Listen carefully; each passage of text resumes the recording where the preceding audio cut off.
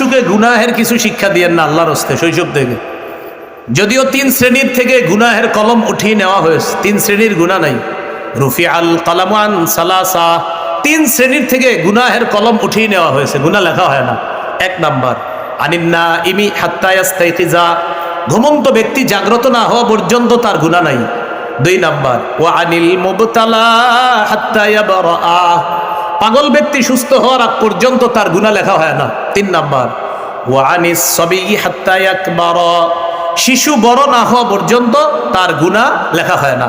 তাহলে যদিও শিশুর গুনাহ নাই, কিন্তু আমরা শৈশব থেকে শিশুকে গুনাহ শিক্ষা দিব না।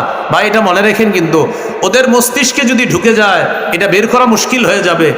আরবি প্রবাদ আছে, আত-তালিমু ফিস সিগর কান-নকশি ফিল হাজার, পাথরে খোদাই করা যেমন শৈশবের শিক্ষা তেমন। শিশু যেন শৈশবে গুনাহের শিক্ষা না পায়। আল্লাহ হেফাজত করেন।